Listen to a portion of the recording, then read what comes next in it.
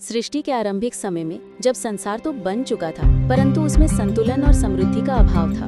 तब देवता और असुर दोनों कमजोर पड़ रहे थे। ब्रह्मांड में शांति और शक्ति वापस लाने के लिए देवताओं ने निर्णय लिया कि क्षीर सागर यानी दूध के समुद्र का मंथन किया जाए। ये कार्य अत्यंत कठिन था, इसलिए देवताओं ने असुरों को भी इसमें सहभागी बनने के लिए आमंत्रित किया। सभी मिलकर समुद्र मंथन की तैयारी करने लगे। विशाल मंदराचल पर्वत को मथानी बनाया गया और वासुकी नाग को रस्सी। एक ओर देवता खड़े थे और दूसरी ओर असुर। जैसे ही मंथन शुरू हुआ, समुद्र से एक एक कर अनेक दिव्य वस्तुएं प्रकट होने लगी। कामधेनु गाय, उच्छय श्रवा घोड़ा, ऐरावत हाथी, दिव्य रतन और अंत में अमृत का कलश।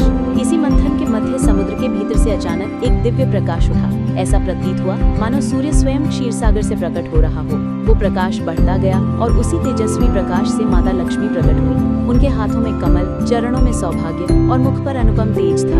उनकी उपस्थिति से क्षीर सागर में सुगंध, संगीत और पवित्रता फैल गई। देवताओं ने माता लक्ष्मी का स्वागत किया और उन्हें समृद्धि, सौभाग्य, धन, ऐश्वर्य और सुख की अधिष्ठात्री देवी के रूप में स्वीकार किया। माता लक्ष्मी ने अपनी करुणा और सौम्यता से सभी को आशीर्वाद दिया। उन्होंने स्वयं भगवान विष्णु को अपने जीवन साथी के रूप में चुना, क्योंकि वह सृष्टि के पालनकर्ता और धर्म के रक्षक थे। उनके इस निर्णय से ब्रह्मांड में संतुलन स्थापित हो गया। माता लक्ष्मी ने कहा, जहाँ सत्य, पवित्रता, परिश्रम और भक्ति होगी, वही मेरा वास होगा। जो मनुष्य सदाचार और श्रम नहीं छोड़ता, मैं सदैव उसकी रक्षा और समृद्धि करती हूँ। उनके प्रकट होते ही संसार में सौभाग्य, सुख और शांति का प्रवाह होने लगा। देवताओं को शक्ति वापस मिली और जीवन में फिर से संतुलन स्थापित हो गया। इस प्रकार माता लक्ष्मी का सृजन क्षीर सागर मंथन से हुआ और वे इस संसार में धन, वैभव, शांति और शुभता प्रदान करने के लिए अवतरित हुई। माता लक्ष्मी के लिए लाइक और सब्सक्राइब जरूर करें।